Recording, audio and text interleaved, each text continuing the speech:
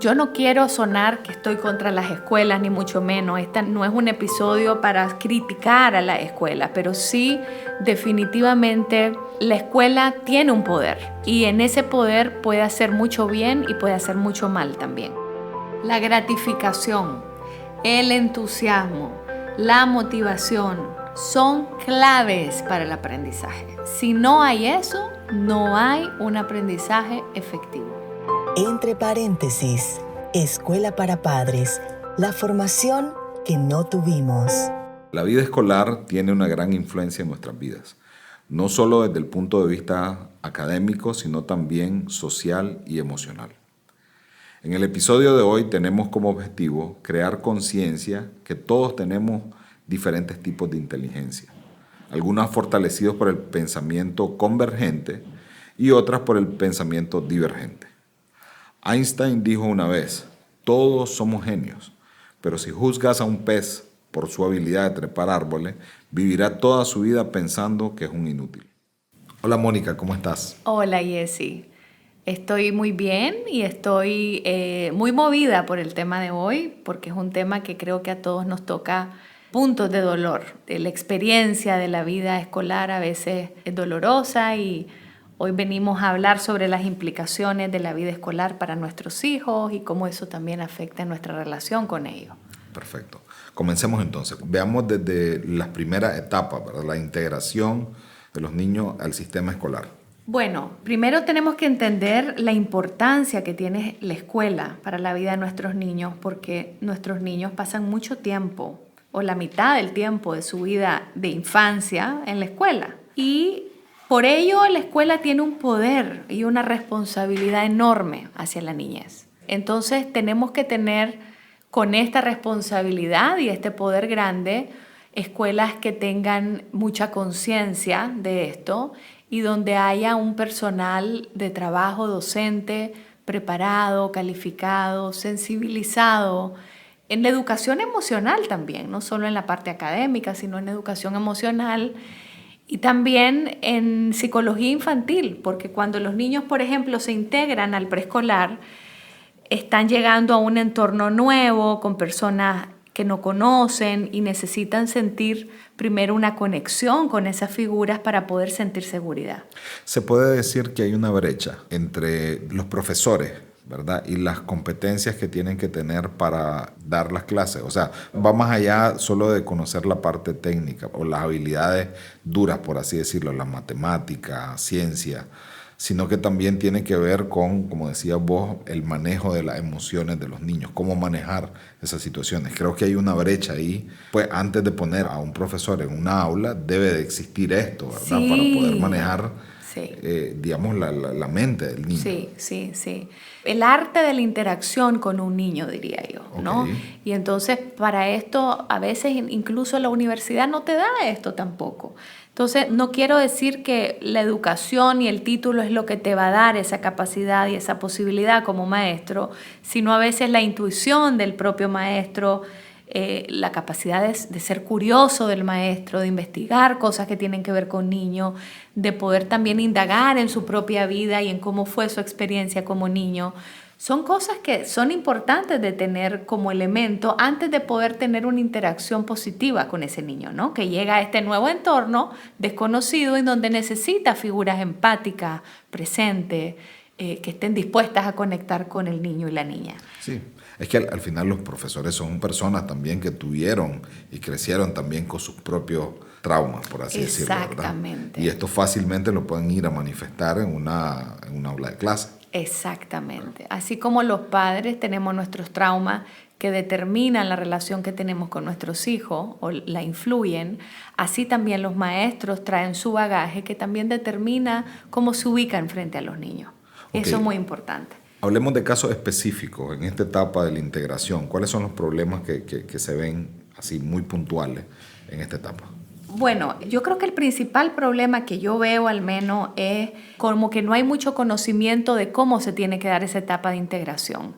Y como acabo de decir, la etapa de integración del niño al preescolar se tiene que dar con mucha sensibilidad, entendiendo que primero el niño necesita conocer a las personas que se van a hacer cargo de él, conocer a las personas que van a estar a cargo de satisfacer sus necesidades afectivas, académicas, pero también sus necesidades de ir al baño, por ejemplo, y cómo tener la confianza para decirle a la profesora que necesitan ir al baño. ¿Te fijas? Cuando son tan chiquititos les cambian los pañales, las maestras, y para eso se necesita que el niño conviva antes con esa persona. Entonces, el proceso de integración tiene que ir acompañado de la mano de papá o de mamá, idealmente, hasta que el niño se sienta completamente seguro en ese espacio. Es decir, no dejarlo llorando en ese espacio, que es algo muy frecuente y es un problema que veo mucho, que se les deja llorando a los niñitos, los maestros le dicen a los padres, váyase que cuando usted se va deja de llorar, pero el niño no necesariamente deja de llorar porque ya se encuentra bien, sino que deja de llorar porque no hay nadie que lo consuele y él sabe que con su papá y su mamá, el papá y la mamá lo van a consolar. Claro, ¿Te fijas? es que es un cambio súper fuerte, ¿verdad? Grande. Para un niño Sí. pasar de su casa a pasar a un aula de clase con personas que son extraños, ¿verdad? Y con un montón de niños. Pues, Sí, a veces son muchos niños en una clase, entonces si son escuelitas más pequeñitas, es más fácil tal vez cuando son unos 5 niños por aula, 6, 10 niños máximo, pero cuando llegan a un aula con 30 niños o con 20 niños, puede ser muy sobrecogedor para un niño chiquito, ¿no? Y sobre todo la presencia de la figura de los maestros y maestras, que lamentablemente no siempre tienen esa sensibilidad o ese trabajo personal previo. Claro. ¿Verdad? Claro. Y a veces tienden a ser un poco autoritarios o a veces tienden a tener dificultad de entender a los niños. Sí, hablemos un poco de cómo se da esa dinámica, ¿verdad? O sea, el niño entra a clase, ve un montón de personas. ¿Qué está pasando por la mente del niño ahí? Pues pasan muchas cosas, pero yo creo que la angustia de los niños es más dónde está mi mamá, dónde está mi papá, dónde están las personas que me dan seguridad. Por eso digo, el proceso de integración dura de 1 semana a 1 mes. Y tenemos los padres y las madres que tener la flexibilidad de ir acompañando paulatinamente al niño o la niña hasta que el niño se sienta seguro. Es decir, la primera semana nos quedamos con ellos, luego nos salimos 10 minutitos de la clase, luego nos salimos media hora, luego nos salimos 1 hora y así el niño va aprendiendo que mi mamá se va, pero regresa después de un rato. ¿Te fijas? Y entonces no vive el niño la experiencia de abandono o la angustia de que se fueron y me dejaron aquí y no sé si van a volver. Claro. ¿Ves? Digamos que pero eventualmente entonces los niños vienen y se adaptan y después vienen otras etapas que ya tienen más que ver con, me imagino, un manejo de conflictos o esas interacciones que ya tienen con otros niños, ¿verdad? Que es difícil para padres manejarlo y mucho más difícil para maestros. Sí, entonces es una sí. situación complicada. Es complicado y si los maestros no son padres, no han pasado también por esa experiencia que los padres tal vez ya tienen un poquito más, entonces se hace más desafiante. Pero es importante aprender que los niños en esta etapa no son niños que puedan comunicar verbalmente todo, tienden a ser físicos por la inmadurez de no poder hablar suficientemente bien y adecuadamente, pues hablan bien para su etapa de desarrollo, hablan perfecto para su etapa de desarrollo, pero a veces los adultos nos olvidamos que son niños y que no pueden comunicar todo de forma verbal. Entonces, a veces tienden a ser físicos y tener problemas con otros niños en donde se golpean, se muerden, se pellizcan, se empujan y hay que saber muy bien cómo manejar esta situación para que el conflicto entre niños se pueda resolver y quede ahí. Y los padres no tener que meterse en ese conflicto que a veces lo hacemos nuestro. Que a veces en el conflicto de mi hijo me meto yo y hago un problema entre adultos, ¿no? Entre que yo me meto con la otra mamá y le empiezo a decir o me meto y le digo al niño no le vuelvas a pegar a mi hijo, que eso no es correcto, ¿sí? El problema entre niños se maneja en la escuela y se debe resolver ahí. Si eso no sucede, entonces obviamente el padre y la madre puede entrar a preguntar qué pasó, cómo se está manejando esta situación. Y el manejo adecuado es sencillo. Hubo un daño a un niño, ¿cómo reparo este daño a este niño? Y si el problema se repite una y otra vez, acudo a los padres de este niño para indicarle que el niño está teniendo más problemas en este tema y ver cómo esos padres pueden apoyar a ese niño. Sí. ¿Cuáles son las afectaciones que tiene el niño en esa situación? Depende de cuál situación, porque por ejemplo hay niños que les pegan mucho a otros niños en la escuela, entonces el niño se siente amenazado, no quiere ir al colegio porque siente que ahí lo van a agredir y no es un entorno seguro para el niño, ¿no? Y de pronto los niños empiezan a desmotivarse y antes estaban contentos, felices yendo al kinder, pero de pronto vino este muchachito o muchachita en particular y lo pellizcó y lo sigue pellizcando o lo sigue golpeando y eso hace que el otro niño tenga miedo de ir al colegio. Otros me imagino que se sienten amenazados por la figura autoritaria del maestro, ¿verdad? También puede suceder eso, en que el niño sienta que el maestro no está pudiendo. Y es que es difícil, si vos te pones a pensar, un maestro o dos maestros para un montón de niños, es difícil que el niño se sienta que va a poder esa persona satisfacer las necesidades de él y de un montón de otros niñitos más, ¿no? Claro. Pero en la medida en que los niños vienen de familia en donde han tenido conciencia, apoyo, conexión, entonces va a ser más fácil la integración a un preescolar que tenga también un poco esas características. O sea, busquemos preescolares que tengan características parecidas a la crianza que damos en casa. Eso es importante. Perfecto. ¿Qué otros problemas se van dando, digamos, en las siguientes etapas en la vida escolar? Como la presión, por ejemplo, que sienten los niños de parte de los padres. Claro, el primer grado, por ejemplo, es un grado difícil porque el primer grado ya los niños empiezan a escribir y a leer y ya tienen que aprender en este año a escribir y leer y a veces hay niños que tienen más dificultades en obtener esta capacidad de lectoescritura y los padres nos frustramos. Entonces ahí empezamos a sentir que porque la maestra me está diciendo que mi hijo no sabe leer, entramos en estrés, el estrés se lo trasladamos al niño que está muy chiquitito y que empieza a construir creencias de que él no puede, que es menos, que es incapaz, que es tonto. ¿Te fijas? Entonces ahí empezamos a ver los problemas más claros, más fuertes. Y cómo también esta comunicación de la escuela, los padres la manejamos mal también, porque nos dejamos estresar rápidamente y fácilmente por la escuela y tendemos a pasar ese estrés a los niños, presionándolos, ejerciéndole miedo o castigos a veces. Y tenemos que recordar que la presión, el miedo, propicia la liberación de adrenalina y cortisol. Y si el estrés es intenso en el niño, esto tiene un efecto nocivo sobre el aprendizaje del niño y la memoria en cualquier etapa, o sea, no solamente en primer grado, sino en cualquier etapa de la vida escolar. Ok. El tema de la competitividad y las comparaciones que hay también se da mucho, ¿verdad? O sea, en la misma familia, entre un hijo y otro, Sí. o dentro de la escuela también el profesor puede hacer comparaciones. Las mismas notas, Sí. ¿verdad? Llevan una implicación ahí comparativa, ¿verdad? Lo que Sí. se sacan 100 versus lo que se sacan 70. Sí, sí. Ya iba creando como divisiones. Claro, ese es un problema grande. Yo veo que estructuralmente la escuela tiene muchas dificultades, lamentablemente porque es una estructura que ha cambiado muy poco en los últimos 200 años y tenemos todavía una estructura prusiana de la escuela actual y ha sido una de las pocas instituciones que no ha tenido mucho avance y evolución si lo vemos en general. Obviamente hay escuelas que están desarrollando métodos de innovación en educación fantástico, que están incorporando en su currículum la educación para la vida, la educación emocional, y eso es maravilloso y necesario. Pero lamentablemente no es la mayoría, ¿te fijas? Sino que en general todavía la escuela sigue siendo bastante tradicional.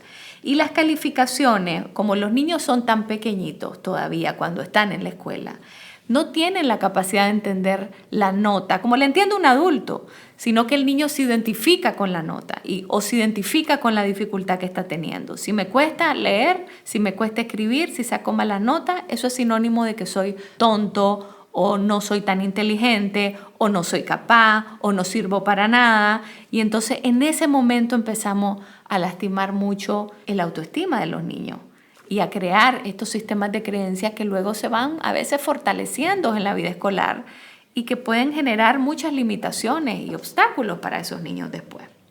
Claro, y es que yo creo que ahí es donde viene, desde mi punto de vista, un tema de ser situacionales, ¿verdad? Saber identificar cuál es la inteligencia que ella trae por naturaleza un niño versus otros niños. Hay niños que nacen ya con pues, habilidades o una inteligencia matemática o lingüística o otros tipos de inteligencia, incluso pues algunos que tienen mucha inteligencia emocional por digamos, el entorno que viven en su vida familiar. Claro. Sin embargo, ya cuando llegan a la escuela Esto se rompe pues porque está enfocado más en la parte dura, las matemáticas, la ciencia. La lógica, la memoria, sí. Es algo que la escuela como que sobrevalora versus la otra parte, ¿no? Que es la parte artística, la parte expresiva, creativa, emocional, que es tan importante o más importante, te diría yo, que lo otro, ¿verdad?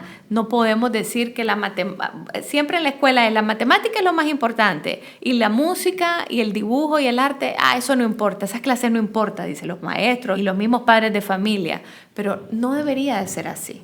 Realmente el hemisferio derecho y el hemisferio izquierdo, ambos hemisferios ser estimulados por igual, y cuando los niños son pequeños, de 0 a 5 años, lo que principalmente necesitan es juego. Es experiencia, aprendizaje y experiencia a través del juego. Ahí se aprenden las cosas más importantes de la vida. Y necesitan desarrollar su creatividad, desarrollar la fantasía, desarrollar el pensamiento divergente, que lamentablemente el sistema tradicional escolar opaca, ¿te fijas? Sí.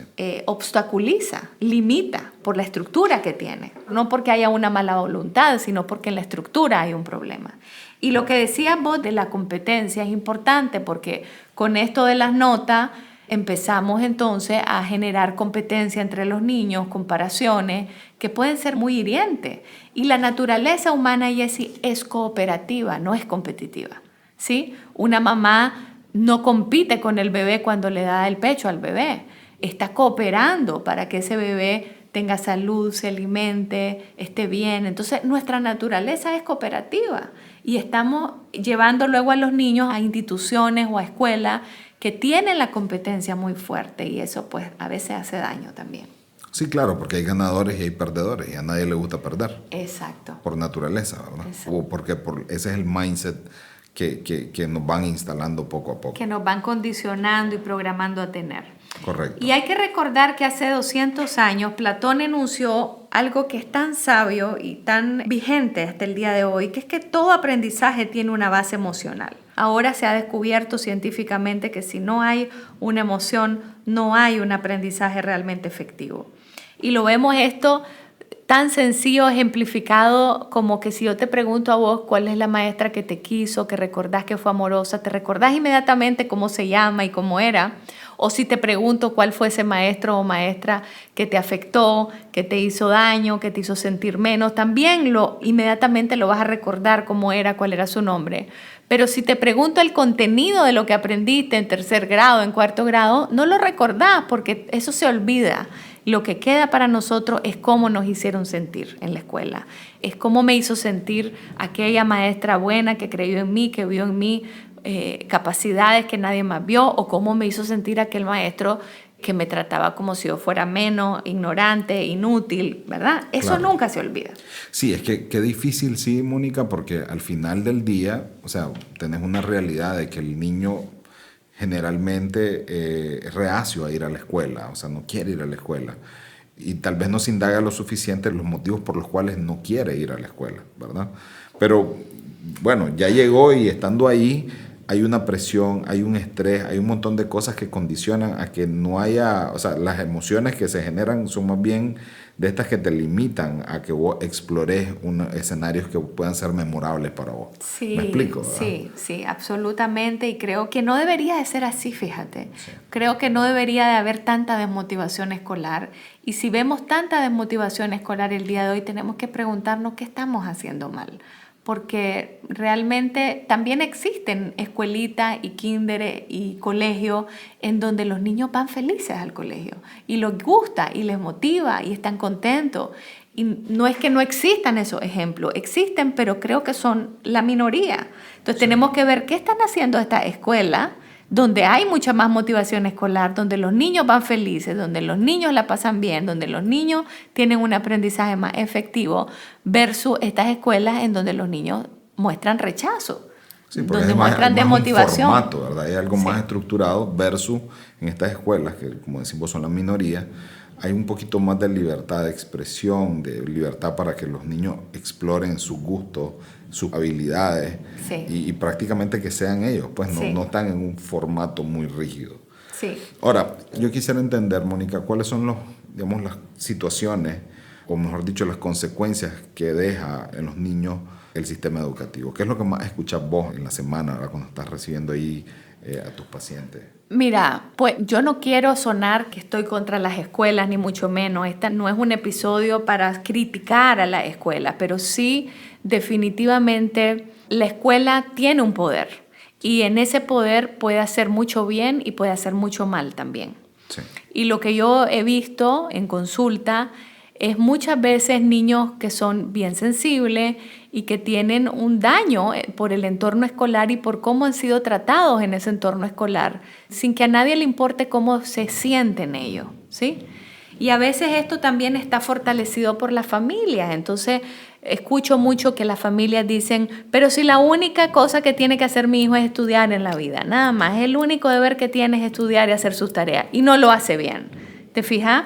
Pero no entendemos la familia que para poder entender el rendimiento académico, para empezar, no refleja el valor, ni la inteligencia, ni el éxito, ni de nuestros hijos, ni el nuestro. El rendimiento académico tampoco refleja el aprendizaje, ojo. Pero el rendimiento académico se puede ver afectado por muchas cosas, por el entorno, por la escuela, por problemas emocionales, por trauma, por el trastorno del déficit de atención también, que mucha gente cree que es una enfermedad o es un problema anatómico, fisiológico en el cerebro del niño y no lo es.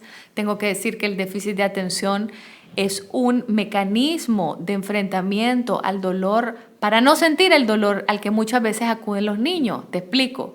Un niño que está ansioso, que tiene problemas emocionales, que está teniendo situaciones de hostilidad en su familia, va a empezar a poner atención a múltiples cosas porque poner atención a muchas cosas lo aleja de la parte emocional. Es un escape. Es un escape. Entonces, esto es importante que las familias lo entiendan también, porque las familias creen que el déficit de atención es como una enfermedad, ¿verdad? Que hay que medicar y esa es la única solución, la medicación.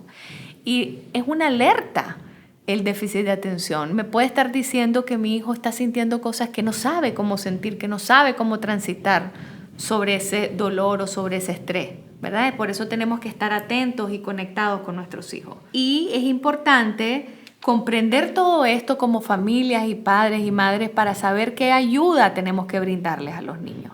Claro, ¿te fijas? Claro. Porque nuestros niños van a necesitar mucha ayuda en donde están en una escuela donde hay un montón de variables que no necesariamente siempre salen bien y tenemos que estar los padres cercanos a nuestros hijos para saber si esta escuela es la escuela adecuada para mi hijo o si no lo es, pues sacarlo de esa escuela y cambiarlo de escuela.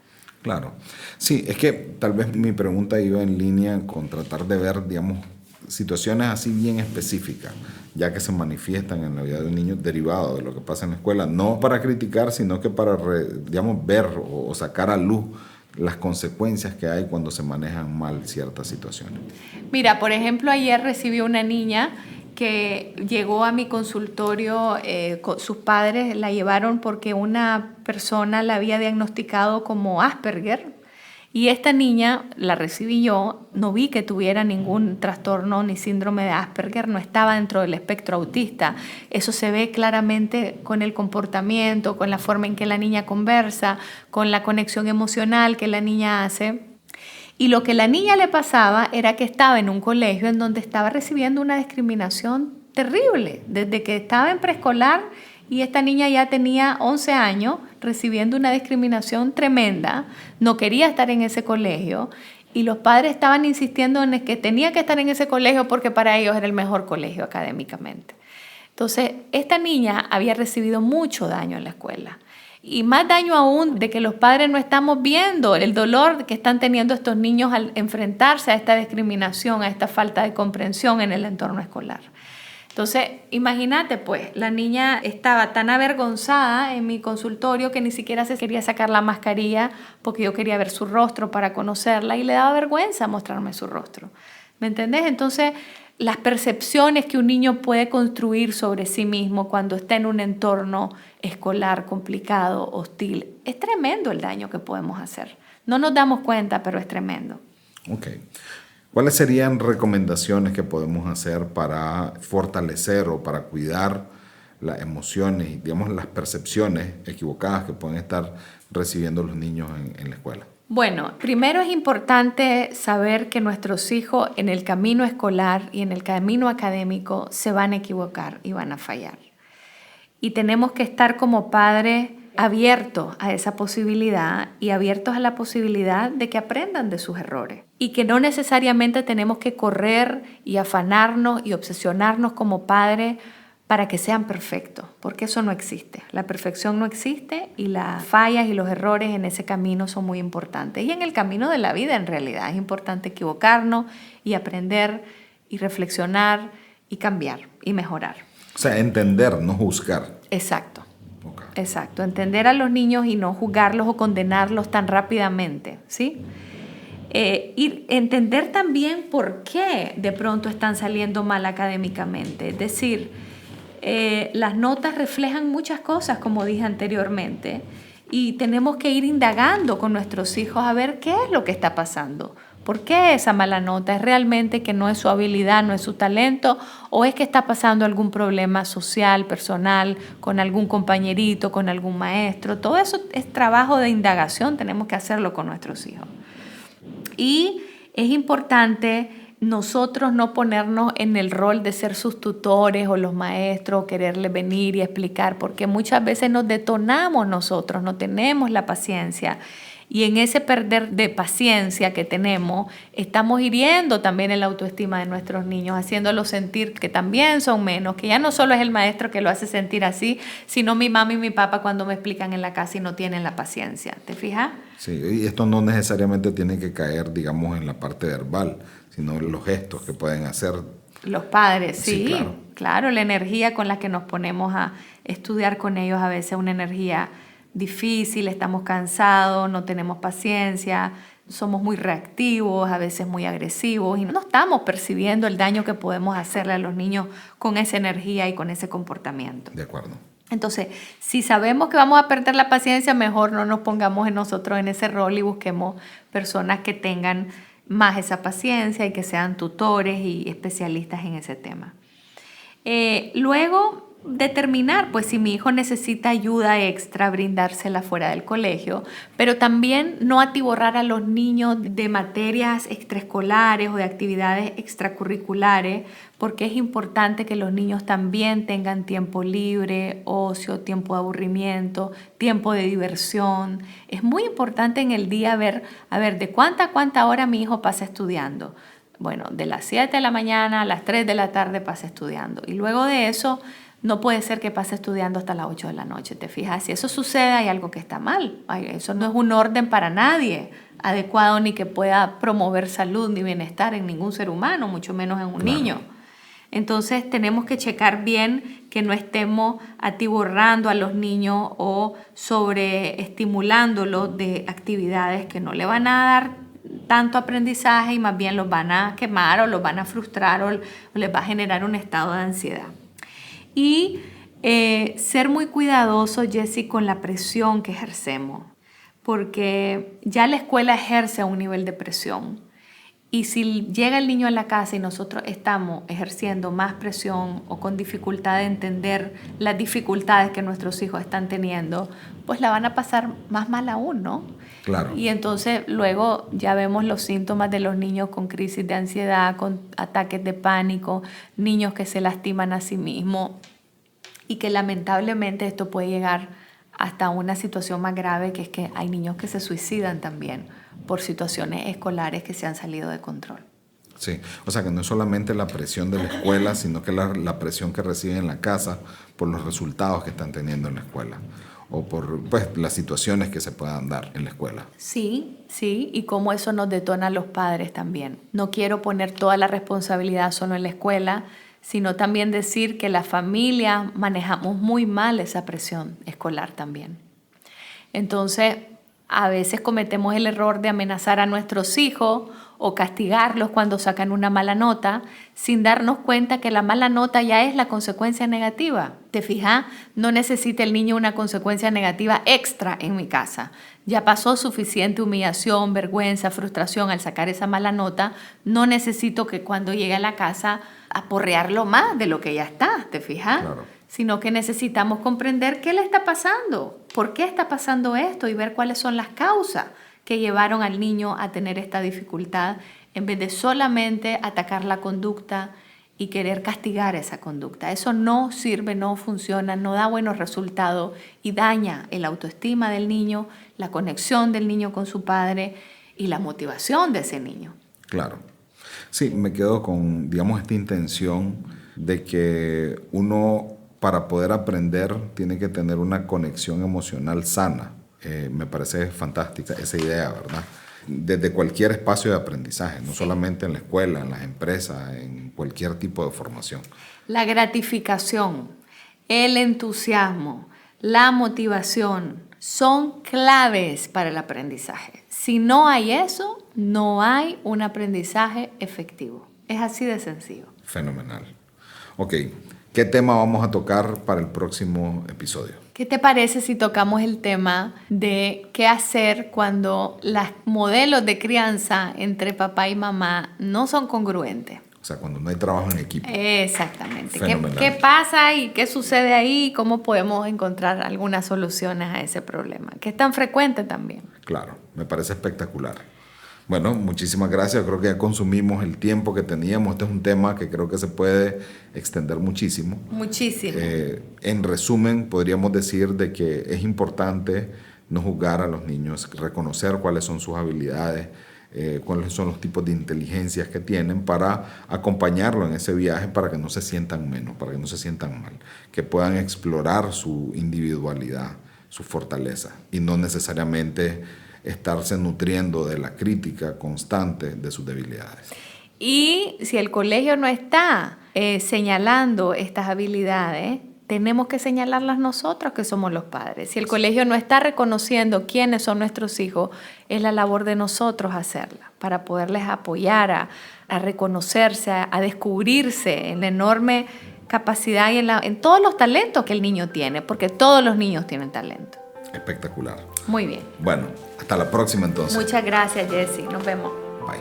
¿Te gusta nuestro contenido? Compártelo y síguenos en Spotify para no perderte ningún episodio. Además, síguenos en Facebook e Instagram para estar al tanto de las novedades. Esto fue Entre Paréntesis, Escuela para Padres, la formación que no tuvimos. Este podcast fue patrocinado por Merca Design Thinkers y Ricardo Willock, músico productor.